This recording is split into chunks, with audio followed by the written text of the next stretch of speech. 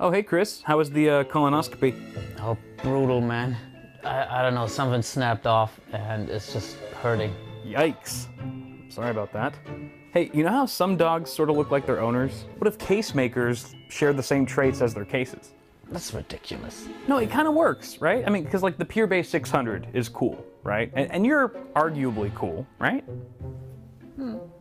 The case is super quiet, and you've always been on the soft-spoken side. Yeah. See, it's totally true. Actually, there's one more thing we have in common. What's that? Well, after the colonoscopy, I think I also support a 360mm radiator. Does that like include push-pull or? The Pure Base 600 from Be Quiet offers a tempered glass side panel, sound damping material, and a highly versatile design. Ships with a pair of powerful Pure Wings 2 fans and intentional support for 360 radiators. Click the link in the description for more info. What's cracking, people? Welcome back to the channel. Hope you're all doing well. Today we are building a full-blown system from the ground up. The objective of this build is going to be so that theoretically those of you who might be building a system of your own at home can assemble it almost in real time as you watch me build mine. And so this is really just to help those of you who are maybe new to PC building, if it's your first time, or if you just need a refresher on how to assemble this stuff. So hopefully that makes sense, and it's going to be a lengthier video because of that. It's just more of a casual and relaxed environment to teach users or new users how to build a PC. I will say that even if you're not building a Ryzen system, so I'm building an AMD Ryzen PC, even if you're building an Intel-based computer, you can still apply 95% of what I'm going to be doing today to your system. It doesn't really matter. The only real differences are the CPU installation, which is a breeze on either platform, and CPU cooler installation, which in itself can vary greatly even on the same platform depending on which manufacturer of cooler you're going with. So that being said, ladies and gentlemen, am I just building this computer just for you guys? No, of course not. This is actually going to be my cousin's gaming PC that I helped him assemble, or that I helped him pick out the parts for. I actually did a video, you can go ahead and check that out, where I sort of make a parts list, and that parts list looks drastically different from the hardware you see before me, because I went back to the drawing board several times and was like, no, that doesn't make sense. That's stupid. So I've swapped it out from, it was originally going to be an Intel system, and now it's AMD Ryzen. What do you know? It just seemed to make more sense with his budget and stuff. For those of you curious, the build we're looking at today is around $1,200 MSRP, you know, give or take $100 or so, depending on the prices, how they fluctuate all the time and stuff. But let's go ahead and go over the parts, shall we? One by one. I'm going to do it really quick because we've got a lot of building to do right afterwards. So first off, our CPU of the hour is the Ryzen 5 1600. It's a 6-core, 12-thread part. It boosts up to 3.6 gigahertz. I am going to try to push that a bit further with a manual overclock for Brandon. He's not into overclocking. He's not too familiar with it, so I'm going to try to squeeze the most performance out of it as I can with the help of this cooler. Now, this was originally the cooler that Brandon bought and paid for is this one right here. This is the Cryorig H7, a really great price to performance cooler. However, I forgot to tell Brandon to also pick up or order an AM4 bracket to go along with it, because it doesn't come with one, so it's not supported with Ryzen natively out of the box. So it's going to take probably a few weeks for that bracket to get here. So in the meantime, we're using this Noctua NH U12S. Fantastic cooler. Brandon can decide if he wants to keep this one or swap it out for the H7 once the bracket arrives and that sort of thing. So that takes care of that. We've also got a B350 Tomahawk motherboard from MSI. This is a fantastic little budget board. I believe that this is one of the ones that has a PLX chip, so it supports Crossfire and all that jazz. It's really nice, sort of a black and red color scheme. Actually, the red is very subtle on the VRM heatsinks.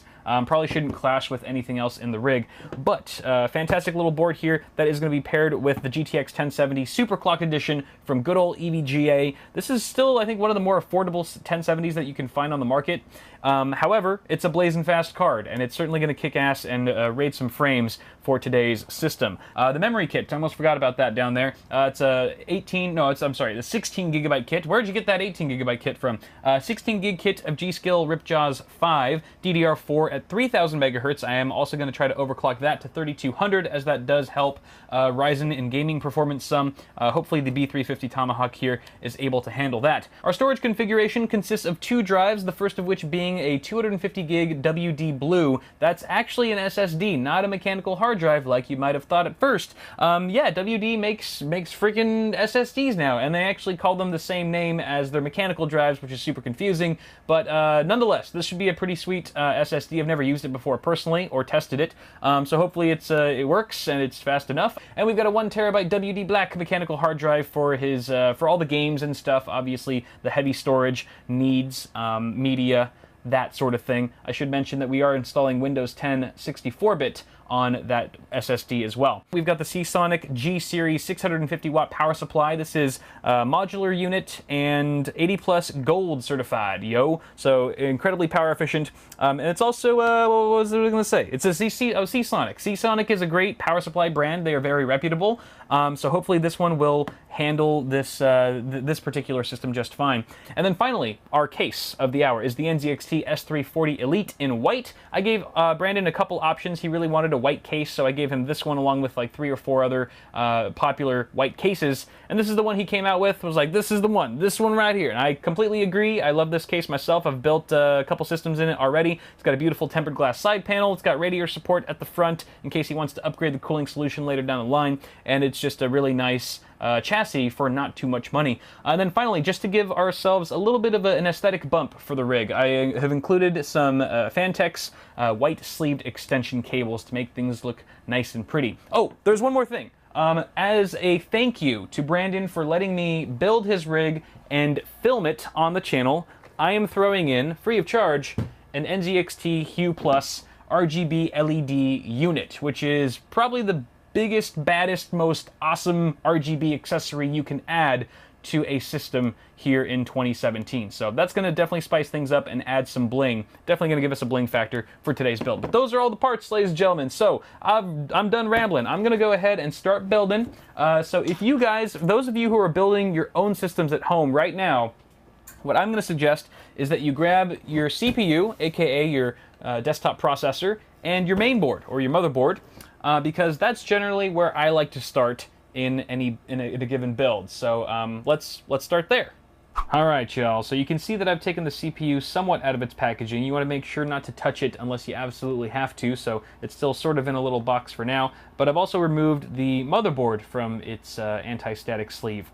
And you'll notice that there's a bunch of other stuff on this table. I'm going to go over everything. But when you take your motherboard out of its box, you want to also take out a few important accessories along with it so that they're just on hand when you're ready for them. The first of which is your motherboard I/O shield, and we're going to see what this exactly is for in just a bit, as well as your SATA cables. I would take out a number of SATA cables equivalent to the number of 2.5-inch or 3.5-inch drives that you'll be connecting to your system. So in our instance, we've got 2 drives, 1 SSD and 1 mechanical hard drive. So I've actually pulled out all 4 of the cables since they come connected. But you can take those out as well. And then your motherboard manual. So this is the Tomahawk manual. You might need to consult it at some point. And then the other stuff on here, these are just sort of like tools that I use when building a computer. The only one you absolutely need, well, let me get the CPU out of here. That's not a tool, really. So we've got the one you really need is a screwdriver. You need a Phillips head screwdriver. This is a number 2 Phillips head screwdriver. Any sort of length will do, but I generally prefer a slightly longer one. Woohoo! Just makes it a little bit easy when screwing in screws and stuff. But magnetic tip also helps a lot. Not required, but definitely appreciated. Makes things a bit easier. And then we've also got some cable management accessories here. So zip ties. Generally, there's at least one or 2 components in your build that will come with zip ties, but they're usually very few of them, and they're not like the right length, or they're too cheap and stuff like that. So I have my own on hand. Again, this is not necessary, just kind of creates a cleaner build for the cable management part. And then I've got some Velcro ties in case I need them. And then, of course, some wire cutters to cut the zip ties and stuff. A pair of scissors also works just as fine. Don't use a knife, that could be dangerous. So those are the things that we are going to be using for this build. And on that note, we can actually install our CPU. All right, so here's a close-up look at our CPU socket. And this is basically where the CPU gets physically mounted or inserted on the motherboard. And this one in particular is the AM4 socket. AM4 is only compatible with AMD Ryzen CPUs, at least at the time of filming. So don't bother putting in a non-Ryzen AMD chip or an Intel chip, God forbid. Bad things will happen if you do. So just stick to Ryzen for AM4 and you'll be good to go. So if you are building an Intel rig right now, I would suggest going to some sort of tutorial. Maybe I'll link one. I'll put a card somewhere if I can find a good tutorial on how to do that on the Intel platform. But for ZIF sockets for Ryzen, it's really quite simple. All you do is lift up this bar here. There's a little bar that's got a little latch. You kind of got to push it to the side a little bit and then lift it up like so. And then get your CPU out. I will remind you guys not to leave any fingerprints on your CPU, particularly on the top. You don't want to touch this top heat spreader here. That's a no-no. You want to grab it from the sides. So here's the CPU, all right? You can grab the edges. Edges are fine. Also, do not touch the golden contacts, the golden pins, I should say, on the bottom. All right, that's a no-no as well. That's very important. You want to keep that as clean as possible. The way you want to do this now is you want to take note of the golden triangle. There's a golden triangle on one of the corners of the CPU, and you want to match that with the small, tiny-ass triangle in the corner of the socket. You can see there's a tiny little corner, or I'm sorry, yeah, a little arrow right in the corner there. That's going to match up with the gold arrow on your CPU. So the way you want to do this is grab it with one hand, one finger on each side. I use my thumb and my index, and you just go straight down into the socket. You'll notice that the pins, you have pins on the bottom and you have pin holes in the socket. So obviously you're going to be slotting all those pins into all those holes, and it should just drop down. It should feel snug. It should feel like it's in there. And you can give it a little wiggle to make sure that it's fully down. Looks good. And then you take the lever and you just push it back to where it was. There will be a little bit of pressure. Don't let it scare you though. And once the lever locks back into place, voila, you've just installed a CPU. Now some CPUs, including the one that we're using today, come included with a stock cooler. And this one in particular comes with the AMD Wraith Spire, which is a fantastic stock cooler, but we're using something a little bit better. We're using that Noctua cooler that I mentioned earlier at the beginning of the video, so we actually don't need these mounting bars. These mounting bars on either side of the socket, those are for the stock cooler, but we don't need those. We want to make way for the Noctua cooler bracket, so we're going to actually remove these by unscrewing each of the screws. There's 2 screws on either side, and upon removing them, the mounting bracket should pop off just like that. Do the same thing for the other side. So we are going to want to keep the AM4 backplate in place because that's how we're going to mount our third-party air cooler here. And this is where things get a little tricky because there's no standard method for installing CPU coolers. It all sort of differs based on the manufacturer. This Noctua cooler installation will be vastly different than an NZXT cooler versus a Thermaltake cooler versus a Phanteks cooler, a Corsair cooler, and so forth. So this is really the only part in the build where I'm going to have to leave you guys on your own, I promise. So at this point, I want you to consult the manual that came with your air cooler or liquid cooler and follow it to a T. Follow the instructions there and you should be good to go. Make sure that you're also following the instructions in that manual that pertain to your particular socket. So again, we're running AM4 right here. If you're using LGA 1155 with Intel or LGA 2011, then you want to make sure that you're reading the right instructions for that socket. But before I let you go and off to your own installation with the cooler, I will teach you how to apply thermal paste. And it's fairly simple. Thermal paste is basically a thermal interface material that basically is a heat conductor between the heat spreader of the CPU and the base plate of your cooler. It basically allows for heat transfer between your CPU and the cooler so that you get better absorption, better dissipation, and superior thermals. If you don't use thermal paste, you're going to have a bad day. You always, always, always want to use a proper application of thermal paste. So what you want to do, I have a little plunger here. Yours probably looks a little similar. I like to do the grain of rice method. So straight in the middle, it's just how it sounds. You want a grain of rice size of thermal paste. You can go a little bit bigger. I would say grain of rice works for LGA 1151, for example, and similar, because it's a smaller chip and you don't really need that much. Ryzen's slightly bigger of a heat spreader, so we're gonna do the green pea method. The green pea method is slightly bigger than the grain of rice, Bada bing, bada boom. Beautiful. All right, and ideally the theory here is that once you push this thing down, once you smack it down on the CPU, it's just going to spread it across the entire heat spreader. And so you'll actually get much fuller coverage than what it looks like right now. So on that note, why don't you go ahead and install your CPU cooler while I install mine, and we'll meet back afterwards. Sound good? All right, go for it. Good luck. I believe in you.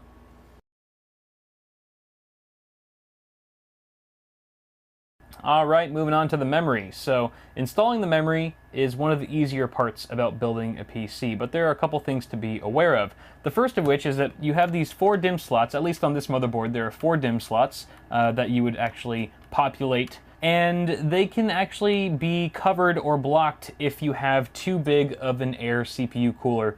Now this one is fairly slim, so we're not running into any clearance issues, but you might have one that's too large and kind of encroaching on these leftmost DIMM slots, and that could be an issue. Hopefully, if yours is only encroached because there's a fan on the side, you should be able to pop the fan off, and it'll give you more open access to those DIMM slots, and then you can go ahead and install your memory modules. But if you are just running into some issues and there's no way around it, it's possible that you've just got some incompatible RAM that is just too tall. The heat spreaders on the RAM, which is the black enclosure that you see here, for example, is just too tall for the model of CPU cooler that you've purchased. You might want to look into that online, do some research to make sure that it is incompatible before you send things back and stuff, but that can occur from time to time.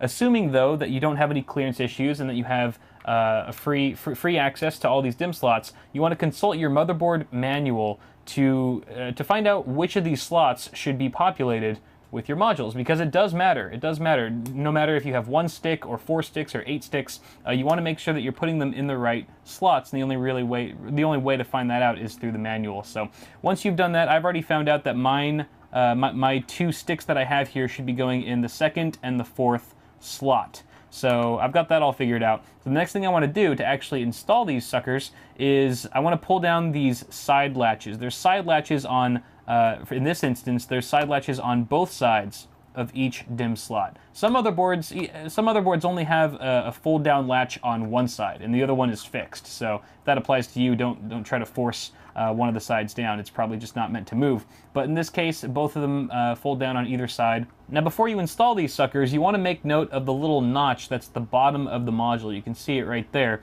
It's off-center, which means that these are keyed PCBs, which means they can only go in a certain way. So you want to match that notch up with the notch that's in the DIMM slot itself, just to ensure that you're plugging it in the right way. Otherwise, you could damage the module. So once you've got that figured out, go ahead and line it up, and applying equal pressure on both sides of the stick, you want to apply force downward until both of those side latches that you popped down earlier snap back into place. So we just did the first one. Let's do it again for this guy.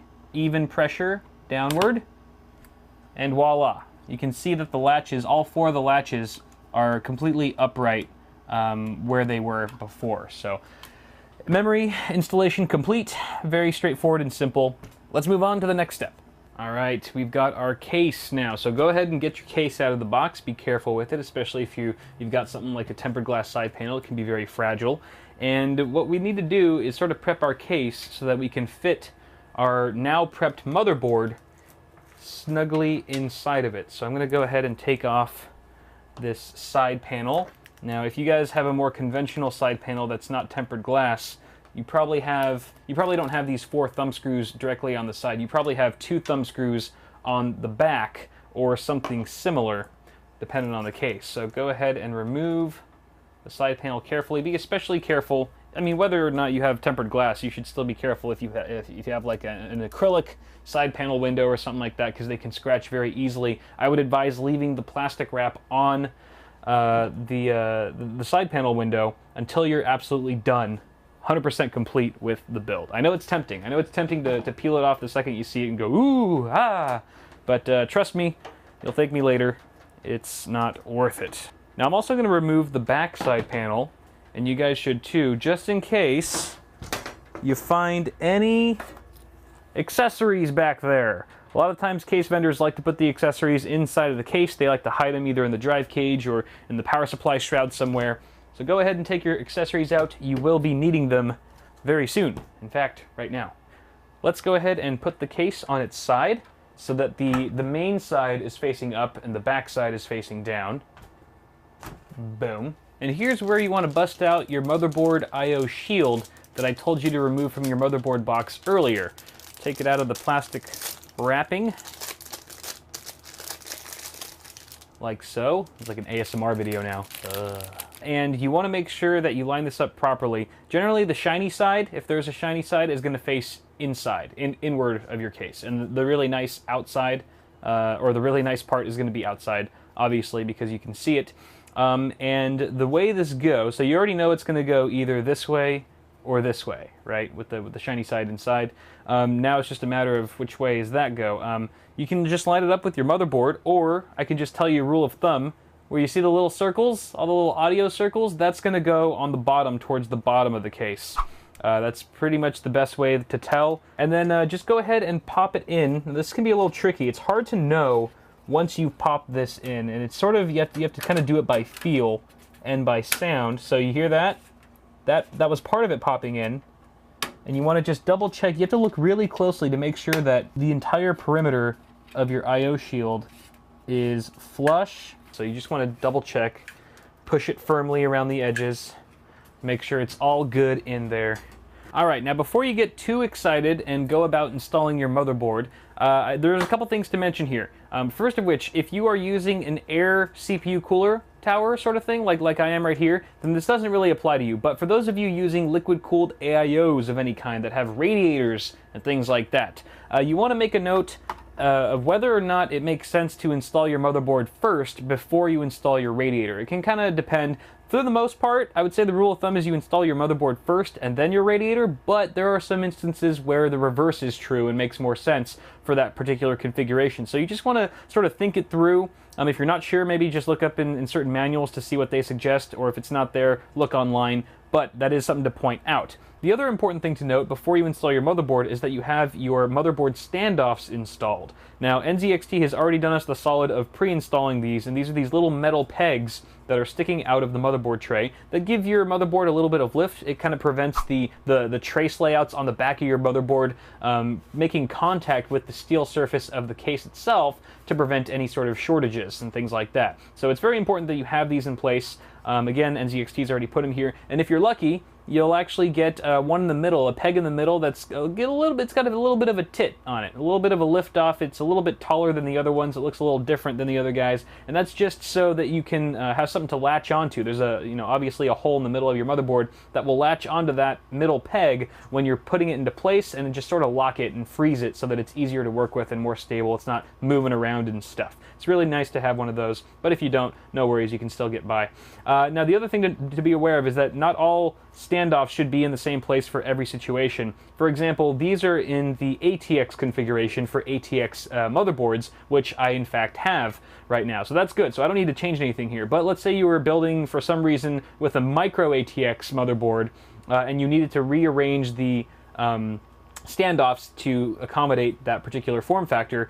You can either look in your case manual, or if it's not there, it could be etched directly onto the motherboard tray, where here it says, micro ATX, ATX, ITX, and it gives you sort of a legend, and you can figure out where the standoffs go for that particular form factor board. Now then, we can go ahead and mount our motherboard now that that's all out of the way, and I like to grab the motherboard by either side. I really try my best not to grab it by the CPU cooler. That's a bad habit of mine, I know, I need to stop. And then I just sort of just push it in there, just gently. I like to look at the back of the motherboard, or behind the case, so I can align the I/O, the rear I/O, with the I/O shield. And then if all goes well, the middle peg, the lifted peg, will latch on, and voila. The motherboard's not installed yet. Don't put the case upright. It'll just probably fall out and something will break. We still need to screw it down. So we've got some screws here. You're going to want to get the accessories out that came with your case, with your chassis, and then with your hopefully metallic tip screwdriver. This is where the metallic tip really comes in handy. You're just going to go ahead and screw those down. I should mention, when you're installing the standoffs underneath, you want to make sure to tighten them, but you don't want to over tighten them because they can strip and then they'll just like do the infinite spin And that's not good, because then these screws won't really go in at all.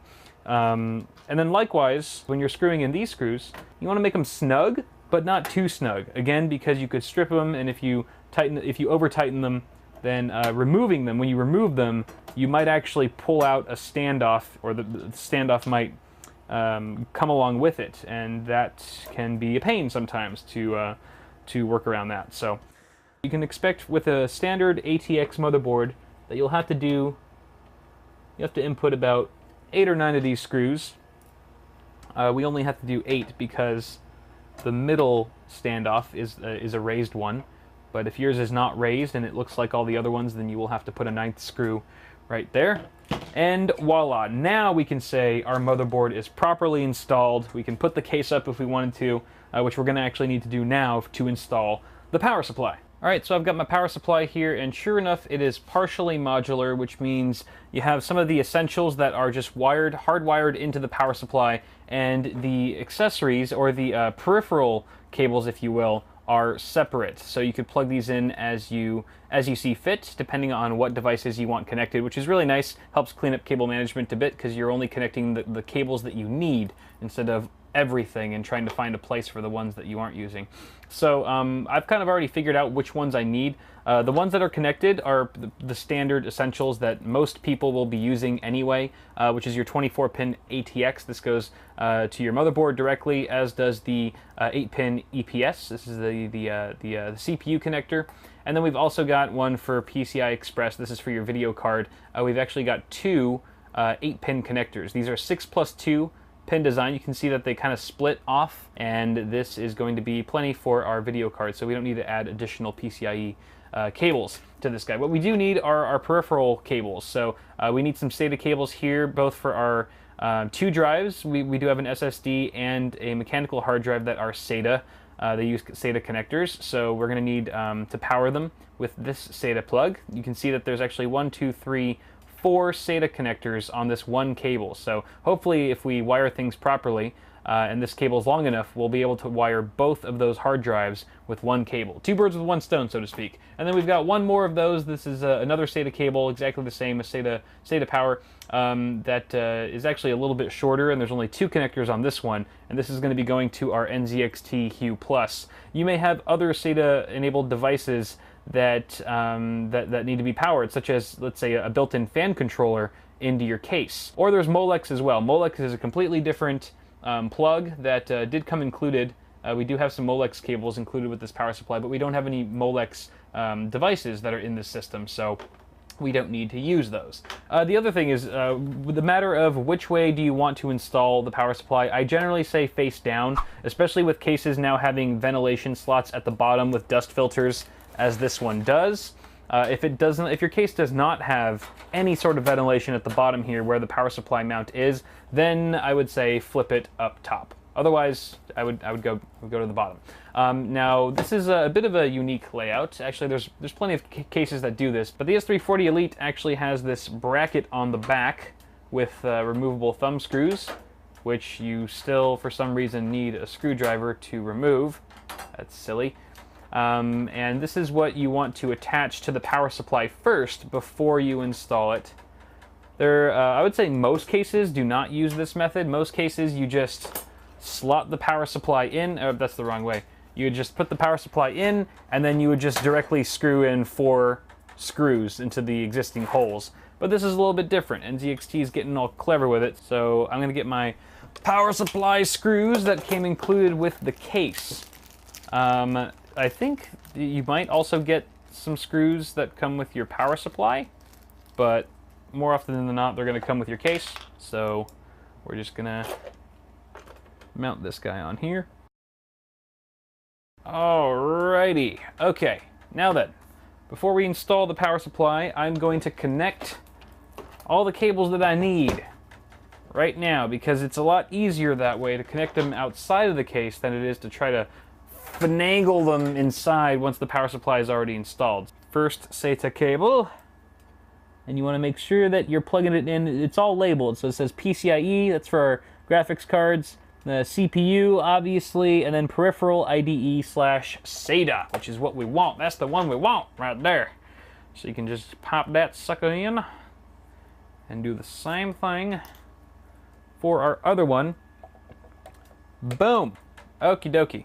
So then now, what I like to do is sort of group the cables together and push them through the backside of the power supply mounting area and just slide it in like that and screw her down.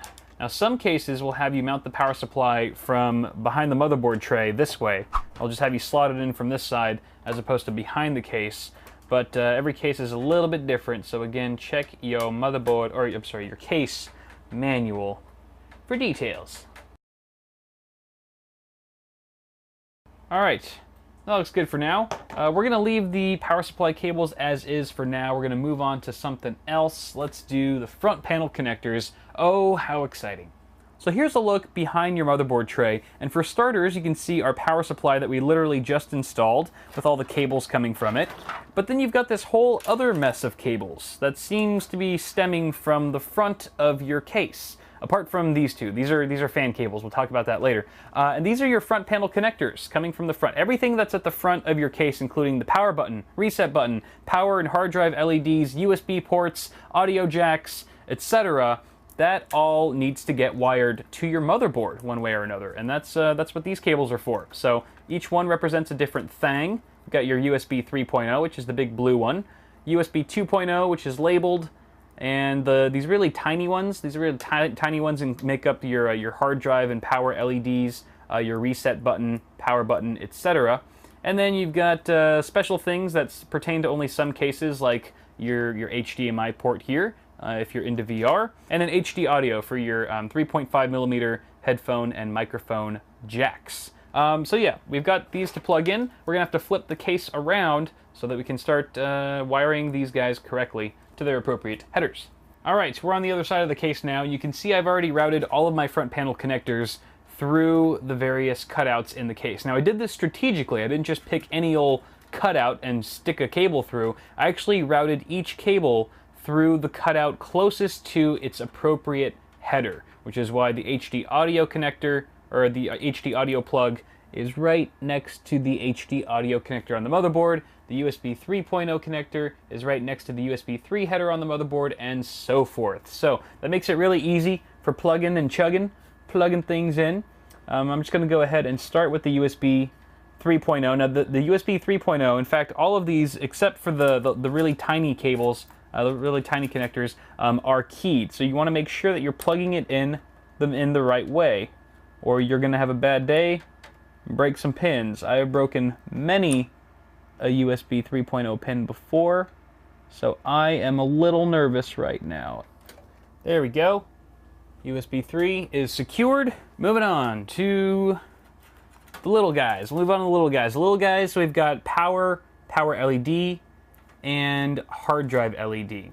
The common one that's missing here that the S340 Elite does not have is the reset button, but that's okay. We're gonna locate it on the motherboard. It's right here. For this particular board, you're gonna have to look it up in your motherboard manual. Each board's different as to where these little guys go. Actually, sometimes it's printed. Oftentimes it'll be printed somewhere on the motherboard telling you where the pins go, and in this case we do see that. Power switch is plus and minus that way. If you're not sure which way is plus or minus on the switches, I believe it's you'll see a little arrow indicating plus, the positive. Side with the no arrow is the ground, and then we've got the hard drive LED, which is right there on the bottom. Underneath, this could be a pain. There we go. All right, little bastards are all plugged in. We can move on to our USB 2.0, which is right next door. This is also keyed, as I mentioned. And if one of these pins snaps off on any of these headers, you're pretty screwed. Oh, also, by the way, for the USB 3.0, I should have mentioned this earlier, I'm sorry. If your motherboard has two of those ports, it looks like you could plug it in either or. See how this one also has a USB 3 port down there? They're effectively identical, so it really doesn't matter which one you plug it into, just whichever one is more convenient or what have you. And then this is the HD audio. There she blows. There she blows. Front panel connectors are installed, ladies and gentlemen. Let's go ahead and do the fans next. I like to start with the little wires first, and then we can work our way up to the big kahunas, like our 24-pin ATX and PCIe after we install the video card and stuff. So, fans. All right. Fans, actually, we don't even have to cut right here. You'll notice that there are no fans at the front of the case, which is kind of odd, and that's by design because NZXT is expecting the user to install an AIO at the front of the case, which comes already with fans. So, since we're not using an AIO, we're using a air cooler, not a liquid cooler. We are going to install 2 additional fans for my cousin. So I've got actually 2 NZXT fans. These are from my my other NZXT case. These are 120 millimeters. They're exactly identical as the existing fans in the case. So we're going to install them at the front as intakes. And to do that, we first have to pop off the front panel of this case. You just pull it like that. Not every case will have the front panel pop off so easily. Some of them have latches that need to be undone and so forth. So let's just install these guys. There's a little cable cut out here. Can you guys even see what I'm doing? Yeah, you can. Where my fan screws at. All right, we've got direct airflow now going straight to the CPU cooler and soon to be the video card, which we're going to pop right there. And now we shall route all of the fan cables to the various fan headers on the motherboard. We should first locate where those headers are. There's one here, there's one here, and we got 2 up here. And then the 5th one is actually being populated already by the CPU cooler here, this fan. So you want to approach wiring your fans the exact same way as you wired your front panel connectors. Route them through the cutout that makes the most sense nearest to the header you wish to plug them into. And generally, if you're dealing with a decent case, there will be a cutout at the very top. A couple cutouts if you're lucky, which is perfect for these top-mounted fan headers because they just kind of stay out of sight, out of mind. And this bottom one here, I think I'm going to connect the back fan because it seems the closest. Sorry, I know you guys can't see anything because my fat fingers are in the way. There's really no other way to do this though. Okie dokie. Fans are plugged in. Next up, we are installing our hard drive. And this is a 3.5-inch drive, of course. We are going to install it in the only 3.5-inch drive cage in this case. And every case is a little bit different where the mounting points exactly are. Go ahead and consult your case manual for those specifications, and then once you know what you're doing, you can just pop in the drive, or there's different mounting solutions. Some of them have little like wing brackets that fold out the sides. Other ones you just screw them in like this. Heck yeah, going old school. You'll notice that there are 3 threads on either side of a 3.5-inch mechanical drive for the most part. You're going to want to screw all those down. Don't skimp. Don't think like, oh, I only need to put 2 in. No, put that 3rd one in, because there are moving parts in a hard drive, yo. And those moving parts, like a needle and a platter and a little green man. There's a little green man in every hard drive. No, there's really not. And if your hard drive's not mounted properly and securely in your case, then all those moving parts can end up making lots of vibration and noise, which is quite unsettling. So make sure you do your job and screw them all in. Now, this is a unfortunate design. I should have thought to plug or screw this in earlier. There's only one screw hole here on this side. The case only gives you one screw hole. So I'm screwing it in with my hand, which is not good. I'm going to get a smaller screwdriver. I have a little screwdriver head here. That's really the only thing that I could fit inside of this tight space. Woohoo! Is just the tip. Woohoo! It should get it tight enough though. All right, there's our hard drive. Look at him, so cute. He's all secure and mounted and stuff. Hey, what is this? What is this right here? This looks awfully familiar. This almost looks like that one SATA cable that we had plugged into our power supply from earlier. Oh my lord, it is. And it is also, it's the same L shape. My goodness, so you want to line that up and just push it in. Just nice and easy. Oh yeah, right there. That is firm. That is real firm. SATA power has been connected. But wait, there's more. You need data. So let's get a data cable. Remember the other accessory that I told you to get out from your motherboard box way back at the beginning of the video? Yeah, it's time. It's time to whip one of those out, if you know what I mean. So we're gonna get one of these. Now these have two different connectors, or two different ends. You could get flat. You can get flat on both sides, or you can get one flat and one right angle. It just depends on what the manufacturer has given you. Usually they give you two of each. And generally, if you're using the right angle, I like to save that for the drive itself, as long as it makes sense to do so. So that looks pretty good. And then the other end just goes into one of the SATA ports that's on your motherboard.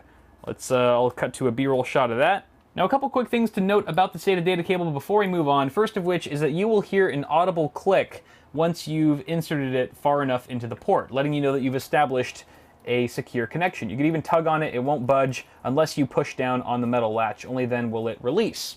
The other thing is, how do you know which of these ports to plug into? I mean, they all look the same, but if you consult your motherboard manual, it will tell you which of these ports are wired to the native chipset on board, this one being B350, and which ports are wired or controlled by a third-party add-on controller. Add-on controller is good to have, but it shouldn't be your first choice. You should always opt for the native chipset on your motherboard.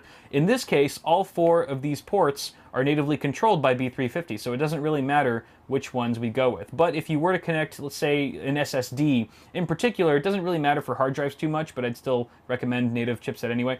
If for sure an SSD, you want to be sure that it's plugged into ports controlled by the native chipset. Otherwise, you could incur a bit of a slowdown in certain situations. So, just to be safe, native chipset, check the motherboard manual. Good, okay. You know what, while we're here, why don't we just stick in another one, so she said, for our SSD that we're about to install, yo. Sounds pretty good to me. Alright, I don't like the way that looks. I'm gonna do it flat, like the other one. It will be creeping up behind him. Alright, there we go. Beautiful. Okay, now we gotta install our SSD. Alright, so as I've been saying throughout this video, every case is a little bit different, and that means you don't know. I don't know where you're gonna be mounting your SSD to. I don't know if it's gonna be above a power supply shroud like this one, if it's gonna be behind the motherboard tray, maybe in a drive cage somewhere at the front. You just don't know with SSDs these days. They're just so darn small they can fit pretty much anywhere. So case manufacturers have come up with so many clever options for mounting them in different places. But consult, once again, your case manual to find out where you should place your SSD. Oftentimes they give you more than one choice as to where you want to mount it. I would mount it in the best place. That would be my recommendation. And there are 4 threads at the bottom of every SSD. There's also threads on either side of the SSD, so depending on the case maker, that will determine where you're screwing things in. In this case, obviously, we're doing it from the bottom. I like it better on bottom, personally. Oh, by the way, I took the sticker off the SSD already because it was hideous. Oh, you know what? This is an important lesson. Before you mount your SSD, you might want to think about plugging it in first with your SATA and data cables, if it makes sense. Again, use it as a case-by-case sort of suggestion, but in this particular situation, it does make sense to connect the cables first before mounting it down, because the port is hard to get to once the drive is mounted flat against the chassis. So I've got one cable for you here. There's the data. And now we give it power. When I say power, that you're supposed to come out when I say power. You ruined it. So let's go ahead and mount this just the same as we did with our hard drive. You might need to bend the cables a bit. Need to flex them a bit just to get them to play nicely sometimes. Look at my forearm. Ugh, working that out. Yeah, I've been screwing a lot lately. I don't even mean that in like a dirty way. I've been using the screwdrivers very frequently. Let's see. Why don't we mount the Hue Plus over here? You know, oh shit. I should have mounted the Hue Plus here because it's a little bit bigger I don't want a big fat thing in the middle. I'm going to swap it. I'm swapping it. I don't care. So the Hue Plus is also 2.5-inch form factor, although it's kind of a fatty form factor because it's like 30 times as thick as this thing. Get down onto the power supply shroud. Thumb screw, thumb screw, thumb screw. So this is the Hue Plus. This is the brain, if you will, that controls all the various effects and colors, blah blah blah blah. And this particular kit comes included with some strips that you can attach to the brain. LED strips, that is. Voila! So I realize that this part of the build doesn't apply to most of you because most of you aren't building with the Hue Plus. However, you can check out my video on the Hue Plus if you want more info on it. For now, I'm just going to go ahead and take care of this, but we're going to skip it for the purpose of this video and move on to the next part. Alright guys, now we're plugging in our meaty connectors. They're not really called meaty connectors, they're just the bigger plugs, certainly much bigger than the front panel connectors or the fan headers. So starting with the 24-pin ATX. This is our supplemental motherboard power connector, and it's the big one. It's the big, fat, chunky one. It's hard to miss. 24 pins, if you want to count them, just to be sure. And you'll notice that there's a clip on one side and no clip on the other. All right. Remember that clip, because there'll be a little edge sticking out, a little latch on one side of the connector, so the clip will go on that side. So yes, these are keyed. They will only go in that one way. Sorry, my hands are in the way. Oh boy. Boom. All right, it's plugged in. Next up, we've got our 8-pin CPU connector, and this looks like 2 cables, but it's actually just one, and it splits off into 2. The end that splits off into 2 is the part you want to plug into your motherboard. Sometimes when it's split, you'll actually have a little mechanism to lock the 2 halves into place so they stay together, like so. And then the header on the motherboard that you plug this into is typically located in the top left corner, right there. So you just gotta feel around for it. This port here can be a pain, especially if you don't have much room. And hopefully I remember to put an annotation when I was talking about installing water cooling radiators that sometimes it's best to install your power supply first and then your motherboard, and then plug in this gosh darn cable before you install your radiator, because sometimes the radiator, if you're mounting it at the top of the case, can easily block your 8-pin cable. That's good though. There's a cutout at the top of the case, fortunately. Thank you NZXT for that. Just route it right through. Whoop, there's our LED strip falling down. And then bam! Next up, we've got our PCIe extensions for our graphics card, but we don't have a graphics card installed yet, so we should do that first. All right, and moving on to our last component for today, which is the graphics card. Woo! We made it. Very exciting stuff, and this is a really straightforward installation. The first thing you want to do is consult your motherboard manual and find out which of these PCIe by 16 slots you should be populating. Typically, it's the top slot, but you want to check the manual just to be safe. And what you want to do first is lower the latch that's at the end of the slot you wish to populate. And then once you do that, that actually kind of opens it up for access. And then you need to remove some expansion slots. And the number of expansion slots you need to remove depends on how wide your card slot width is. So this is a 2-slot card. You can see it's got 2 rows, 2 of these little rows here. You can look up the specs, the official specs on the manufacturer's website just to be safe. So you're going to remove, since we have a 2-slot card here, we need to remove 2 expansion slots. The first one being the one that's just adjacent to the slot itself. And then since we're going to need room below that, we have to remove the expansion slot beneath that first one. So very simple process here. You're going to want to undo the thumb screws. In the S340 Elite here, there's actually like a second panel, or there's like a big panel that you have to remove first in order to access the thumb screws. So I'm going to go ahead and do that first. Most cases don't have this, so that's one less little step you have to worry about. All right, so that panel's gone, and then you just remove the 2 thumb screws that you need to access their expansion slots there. Haha! Look at that. All right, beautiful. So now we have room for the video card. We're gonna go ahead and just hold it gently, and you want to just sort of line it up with the slot, and you'll see that there's actually a notch. You'll see there's a notch in the video card connector, and that should line up with a notch in the motherboard slot.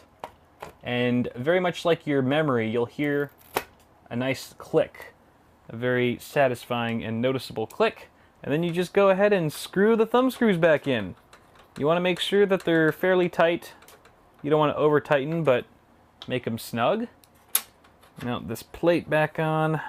And finally, you want to connect your PCIe connector. Very, very similar in how we connected our 8-pin EPS CPU connector and our 24-pin. It is keyed. There's a clip on one side and also a latch on one side of the connector of the video card itself. You want to line those up.